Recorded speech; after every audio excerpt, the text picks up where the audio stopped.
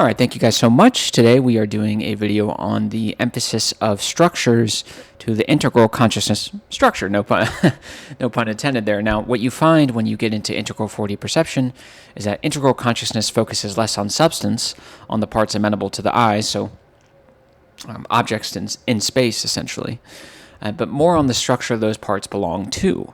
In many ways, these structures cannot be visually encompassed or encompassed by mere conceptualization, only ascertained mathematically or by, in the case of, let's say, Planck's quantum of action. That's an example of something that exists, but it cannot be ascertained. You cannot have knowledge of it through rational understanding, but through this 4D invisible mathematical thing going on, which we'll get into. But you could also have a 4D perception that we're going to get into with Goethe, where he just sort of he gazes beyond, we'll say, the 3D external measurable parts of it. So let's get into it. So I want to give you guys an example of integral 4D perception, because I think it's important to give examples, because when I start saying these things, it gets a little lost, it gets a little abstract to the point where you're thinking, what the hell is this guy talking about? So Goethe really is the best example, because Goethe is the man, okay? That dude was, man, talk about the brain on that guy. So, of course, obviously with Goethe, with his idea of the Urfplanze, U-R-F-P-L-A-N-Z-A, of course, Goethe was German. With this idea of the Urfplanze, Goethe is essentially engaging in 4D integral perception, or at least as far as I can tell, and if someone can prove me wrong, I'm willing to change my mind on that, but at least as far as I can tell, that's what this is. It's 4D integral perception. So what he's doing is, he's seeing through the transparent structures of living organisms in a state of becoming, which they perpetually are. Any living organism is never in a state of become. It is in a state of perpetual becoming. This applies to human beings. So keep that in mind. That's what he's doing. He's engaging with the object of reflection, in this case a plant, which is a living organism, on its own terms. So he's seeing through the transparent structures of living organisms in a state of becoming in order to intuitively grasp the 4D truth. Now, when I say intuitively, do not mix that up with magic structure intuition. I don't want that word to be confusing. It's not necessarily intuiting in the sense of, let me give you an example. Let's say, for the sake of argument, I grant the libertarian rationalists that taxation is theft. Let's just say I grant it, just for the sake of argument. Okay. Intuitively, we all know that taxation is kind of a necessary evil. You can't really have a functioning state without it. So that's an example of kind of intuitive. You know something. This is a little different. This is more having truth imparted to you, rather than it existing in some sort of deep recess of your internal state, or your state of consciousness where you can draw from it. It's not really like that. It's more of truth is being imparted to you. It's wafting over you. It's being revealed, kind of like in a biblical sense almost. Okay, so what Goethe sees, in addition to the rational, external, three-dimensional truths of a plant, is its qualitative immanence. In this case, that all plants undergo a process of expansion and contraction until the point in which a leaf is produced. So this is what the Urfplanze is, this idea that every single plant, every single one, it doesn't matter the multiplicity of forms that they manifest, every single one goes through this same underlying process, this invisible process of expansion, contraction, expansion, contraction, and it goes and goes until all plants produce a leaf. So what Gebser is doing here, or excuse me, not Gebser, is he's gazing into the transparent structure in its totality that lies within or encompasses the object of reflection. So he's taking all the 3D rational truth, and Goethe was a scientist. So Goethe has a great respect for the rational aspect. He was a scientist. He's taking all of that, and he's taking the quantifiably measurable aspects and looking kind of beyond them. And he's looking for that qualitative immanence in addition to the quantifiably measurable aspects. This rounds off a more holistic 4D perception, where on one hand, we have 3D quantity, and on the other hand, simultaneously, in addition rather than in opposition, we have 4D qualitative immanence. And this is the holistic perception. It's not just the one-sided emphasis on quantity, it's quantity and quality. That's what Goethe is doing. He's saying, yes, all this 3D rational stuff about plants, that is true. What is also true is this qualitative immanence. Now, in this case, like I said, it's this idea that plants have this, they are actualizing a invisible immanence, and that is this contraction, expansion, contraction, expansion, contraction, expansion. And that is what Goethe is doing. Now let's do another example with Goethe, the horse. So let's take the horse. Let's do the 3D rational truths of the horse. So it has large teeth, which means it could chew a lot of food and a lot of kind of hard, thick food. It has a large diaphragm, which means it can breathe very heavily. It has a large stomach, which means it can fuel, eat a lot of food. It needs to eat a lot of food to sufficiently fuel the power of this beast. Its legs are very strong. It has hooves, which are more conducive to running, or trotting, if you will. Its toe and the hooves are constructed in a way as to maximize resistance from the ground. And what else? And its eyes are very large, so it can see and it can kind of move as the horse is moving. So Goethe is taking all that. We have all these 3D rational truths where we're taking the parts of it and we're trying to build this whole. Now, that's fine if you want to ascertain the 3D rational truths, but you're never going to get to 4D perception through that method. You're only going to get to 4D perception if you take that and you say, this is only, if you want to say 1/2 or whatever, don't get too lost on the numbers. This is only a part of it. What else do we need? So what do we do with the plant here? We said the plant has all these 3D rational truths, but there is also a 4D qualitative immanence that it is externalizing or actualizing. Excuse me, my goodness. That's what we've done. We've taken the 3D and combined it with the 4D. What are we doing with the horse? We took all the 3D truths that I just mentioned. Now we're searching for its qualitative immanence that it is actualizing, its non-spatial depths that it is pulling from and actualizing in a spatializing world. In this case, with the horse, it is movement. That is the idea of the horse. The horse is properly understood in movement. That is when it's in its prime, so to speak. So more examples of this 4D integral perception here. And that's what we're going to be doing, where the 3D rational aspects maintain their validity, but they do not maintain their predominance. Very important. So there's just a couple examples here. And when he ascertains this qualitative immanence, that rationality reduced or limited to the quantifiably measurable, as opposed to the qualitative immanence, he's not doing it by rationally analyzing. And like I said earlier, the taking by the parts and trying to build that whole, that's fine for rationality, and that is a good thing for rationality. You need the measurable aspects, but you're never going to find qualitative immanence that way. You have to sort of get out of that rationalness and go up to integral consciousness.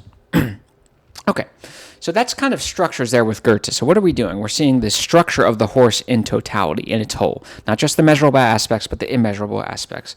And that is a holistic structure.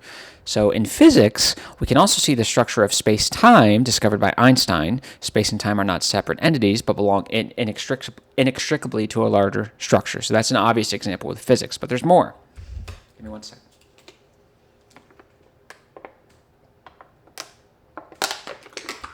God, I love me some cold water. Okay, but there's more. It's very important. Planck's quantum of action. So Planck's quantum of action essentially means that we have destroyed this idea of time as an external continuous duration. It's just not it. It's discontinuous and not acausal necessarily, but discontinuous, and each moment is qualitatively distinct from the last and the one that will precede it. So kind of like what I wrote in my notes. Now that we understand time is not a continuous external duration and instead a discontinuous acausal intensity, quantum theory reminds us that each moment is an energy packet that is different than the packet that preceded it and will proceed it. So that's the way I think of it. So here is Zimmer, who is a scientist, a physicist. Here's his description of the quantum of action, which Planck approved of. Now I'm not going to get too into the quantum of action. Well, let me break it down just in case you guys are confused. So essentially what they did in science is they divided and divided, hello, rationality. And essentially what Planck discovered was there is a limit to dividing. There actually is a limit that you can breach. And once you hit this limit, you're going to find something. And what you're going to find is this exactly that, this quantum of action, this invisible thing, this invisible entity. And what it does is it scales. Now remember, we're working with... time is no longer external duration. It's a moment-to-moment intensity. Each one is more intense than the other or less intense. So the quantum of action is that external thing that scales these energies that come from moment to moment and then connects them to frequency. So you're seeing how there's an integral function here. So that's what the quantum of action is. It's this invisible sort of structuring agent that scales energy and connects it to frequency. And that, of course, Gebser would say would be a systatic element. Now, let's see what Zimmer has to say about the quantum of action, which Planck approved of this description. First, that the quantum of action is a universal magnitude with a dimension of action or effectuality. So that's what it means. That's what it is. It is an action or effectuality. It does something, like I said. It's not just this static spatial thing. Second, that it possesses a higher degree of reality and belongs to a deeper, more inclusive realm of truth. Thirdly, that the action or effect has an atomic structure, a point made not only by Zimmer but by Heisenberg, too, who speaks of the atomic structure of energy, a concept of structure which in both instances dispenses with any visible demonstrability and grasps the material phenomena only in mathematical terms. Okay, so there's an emphasis here on the structure, as he said. Thirdly, that the action or effect has an atomic structure. So we're seeing a very important structure, and this last line is very important too.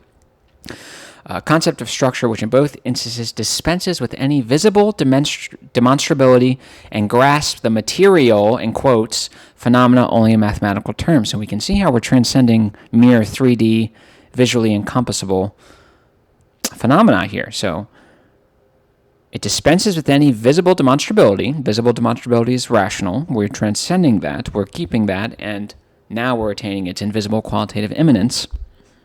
And it grasps the material, material in quotes, because it's not actually material. And of course, what does rationality rely on? Material in some sense. This sort of clearly defined, quantifiably measurable units. Interesting. So this is Gebser's interpretation of that, or Gebser's commentary on that.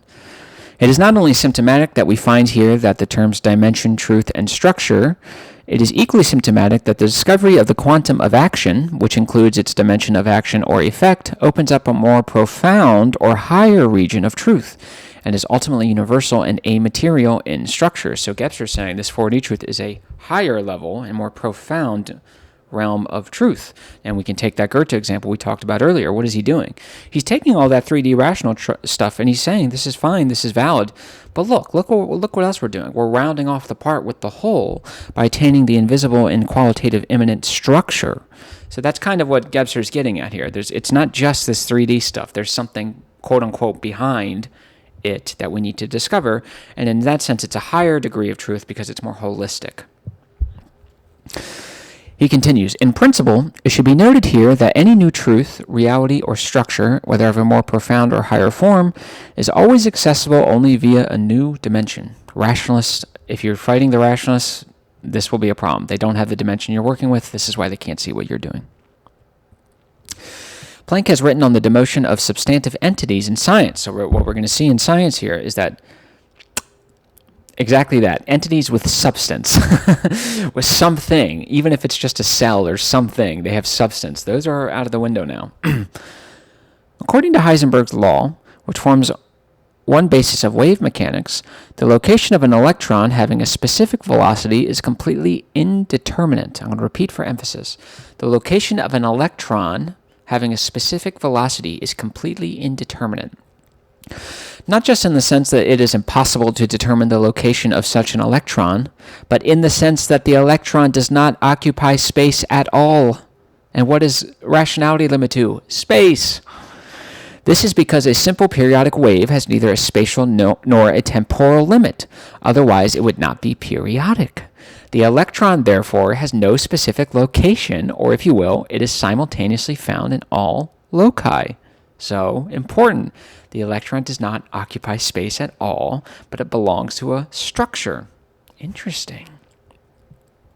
Andrew March has also noted the new emphasis on structures. Quote, listen to this is very important. This is the standpoint arrived at by physics today. I'm going to repeat this for emphasis. The objective essence of things consists of a structure and not something of substance. Repeat for emphasis. The objective essence of things consists of a structure and not something of substance. Something of substance, that's mental, 3D, rational stuff. The structure, that's 4D. We're transcending. We're including and transcending. He continues. Let us take, for example, the electron. Its appearance is that of something real, a substantial particle which belongs to the real and objective world and is not conjured up by our imagination. But let us not be deceived by this appearance.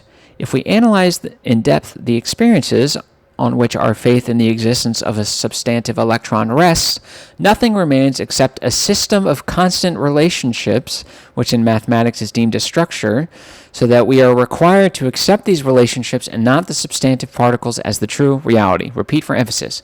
If we analyze in depth the experiences on which our faith in the existence of a substantive electron rests, nothing remains except a system of constant relationships, which are called structures, so that we are required to accept these relationships and not the substantive particles as the true reality. So no more the singular, quantifiably measurable unit of electron. The electron's gone. It's not even a spatial phenomenon anymore. It belongs to a structure, and these structures are a series of interconnected relationships. And the extent to which our doubts about the existence of a substantive electron are correct is proven by our experience with particles which shed their physical properties and behave not like a corpuscle, but like a wave. Okay, so we're done with physics. Let's get into biology. We see the same emphasis on structures in the field of biology. In transcending the Gestalt principle, Saucer's conception of structured energy fields enabled biology to think in terms of structure. And according to biologist W. Trich, I believe that's how it's pronounced, quote, structure is neither energy nor relation, neither time nor space, but is essentially both. Space-time. And that we do not see reality, quote, as a magic, but as a controllable reality.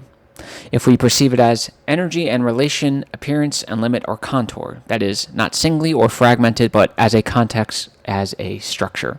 You're seeing the structures, the complex web of interconnections are being made here, and we're seeing it not only in physics, but in biology. Saucer's conception of structured energy fields enables biologists to think in terms of structure, and then people have been, once the wheels have come off, then people have just gone.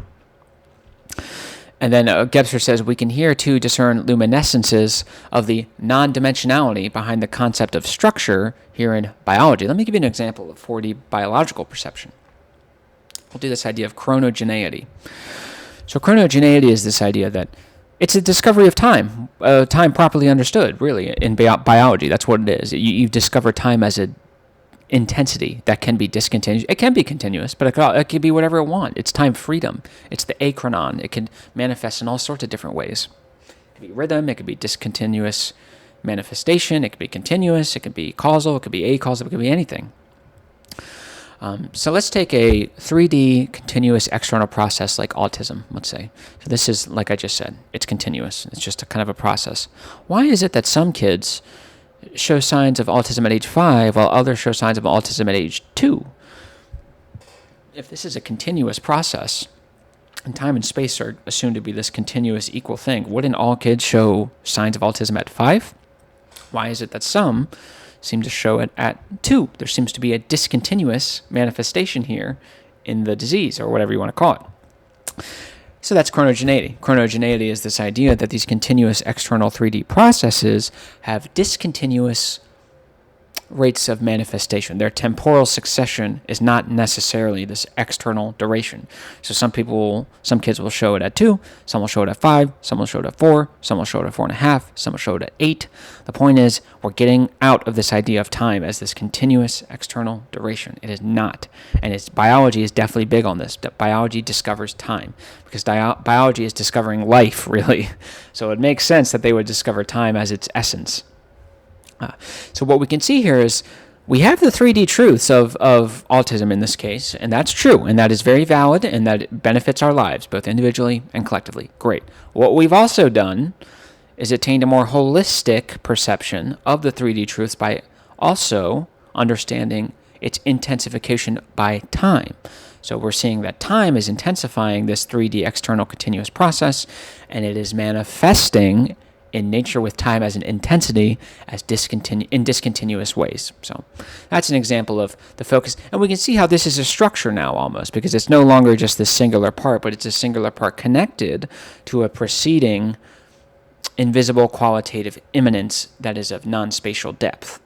There you go. Okay, so now, of course, we're going to move. We're almost done this video. The great thing about this video is it's not going to be as long as some of my other videos. Philosophy. I won't lie and pretend that I've done a ton of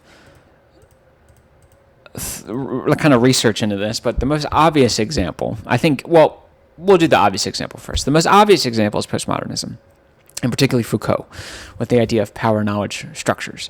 So there is no objective truth anymore. There is, like, take my example, it would just be a Western truth, or a straight white male Western truth at that. There is no individual completely detached from the broader cultural context that they belong to. So what is Foucault doing? Foucault is saying you as an individual are not an individual. You are just a part in a vast web of interconnections and relations that one could deem as a structure, excuse me, I don't know why I pronounce it that way. And we have to take this structure as a whole into account when analyzing your knowledge claims. So when you say something like capitalism is better than socialism, unfortunately, because 300 years ago, people who look like you enslaved people, therefore, I guess, postmodernism, it's in many ways it's integral, but it's deficient integral. It's so dumb. Like, the problem with this is this applies to literally every single civilization. So I don't understand why the West gets pointed out like we're the ones who have this unique evil, when no, actually we're not. I would argue we've had more moral progress than any of your civilizations ever. So don't come crawling to me. Anyways, I don't want to rant about this. But the point is, there's a structure. Okay, so we can find the postmodern knowledge structures. Now, I think what Gebser would also say is that Heidegger's idea of Dasein would also be a structure, where we're getting out of just the abstract conceptualizational space and we're kind of re-embedding ourselves back into the world, into the structure of what it means to be a human, as in here and out there. There's a wider structure. I don't want to go too hard on that one. But in philosophy, the obvious example is structures, structures of knowledge. So logic, rationality, evidence, empirical stuff, that, according to the postmodernists at least, which I believe is kind of insulting, that's a Western knowledge structure construct or constellation. We don't have to follow that. So there's an example of structures manifesting in philosophy. And then, of course, in history, we have Spengler. Spengler's cool, because Spengler also does this 4D perception, but instead of horses and plants, he does it on countries. Or civilizations, I should say. But Spengler discovered that each civilization is a structure unto itself. Each civilization, whether it be the Magian, the Christian, Islamic, or Judaic, the Roman, the Sumerian, the Aztec, the Greek, the Egyptian, the Chinese, the Western, they all possess their own structures that make sense in the context of that civilization. They have their own unique mathematics, scientific methodologies, myths, religions, ways of seeing the world. The Arabic way of doing math is not exactly the same as the Western way of doing math, which is not exactly the same as the Greek, which is not exactly the same as the Chinese or the Indian or the Aztec. Okay, now, sure, we could argue that Western math is probably a little superior, but nonetheless, that mode of math made sense to that civilization. It made sense within the context of that broader culture.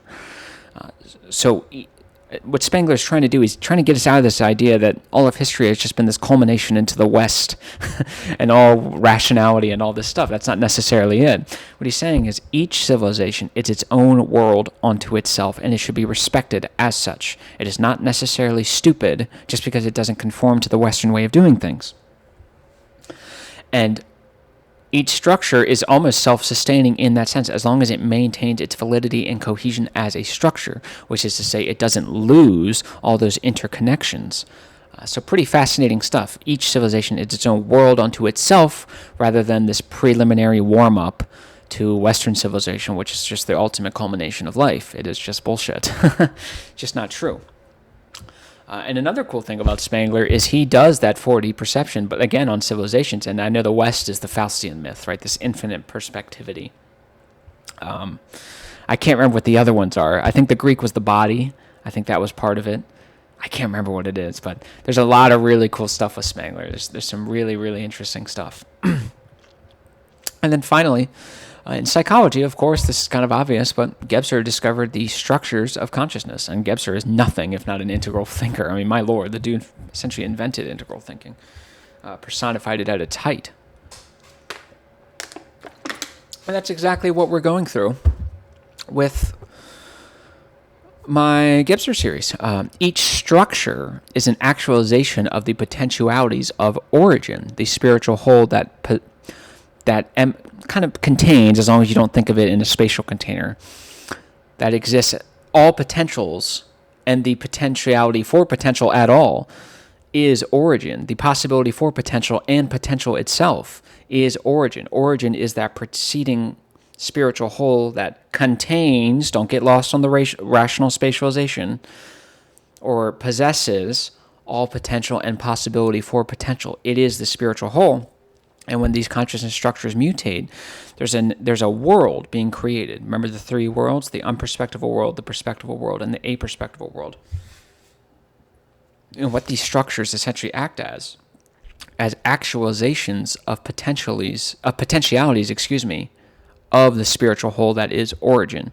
So the magic structure, we experience origin in a particular way, the magic structure way, then mythical, then mental. So all these are coming from the preceding spiritual whole that is origin, that is potential and the possibility for potential. It is the spiritual whole in which all space and time, literally everything, came into being. And the consciousness that we understand everything as came into being. And that's what emphasis on structure is. It is that actualization of the potential. So, yeah, that's the big focus on structure. So, hopefully you guys learned a little bit. If you guys are out in the world and you're in academia and you guys are wondering, why does everyone keep talking about structures all of a sudden? That's why. Because integral structure, the integral structure is manifesting. It is coming about. We can tell because of the internet. I hope you guys enjoyed this. I hope you guys learned something. I hope you guys... maybe if you didn't know anything about Goethe or anything like that, maybe you learned something. He's a really super, just brilliant guy. Jesus Christ, Goethe is just unreal. The dude is just unreal. He's like one of the guys where if you put him up against Gebser, I'd be like, okay, we could have it's like Nas versus Biggie. My favorite rapper of all time is Nas. If you tell me Biggie's better, I'm not going to sit here and like beat you to death over it. It's not that big of a deal. You're putting up one of the best to ever do it, so... Thank you guys so much. I love talking to you guys. I love being with you guys. I had a off week for work, so I got some stuff done. I did a lot of fatherly duties, so that took up a lot of time. But I was able to get a Kill Rationalism out, able to get us Seeing the World integrally out, so I am very happy. I love you guys to death. Let me know if you guys want me to make videos and anything else, and I'll see you soon. Thank you guys.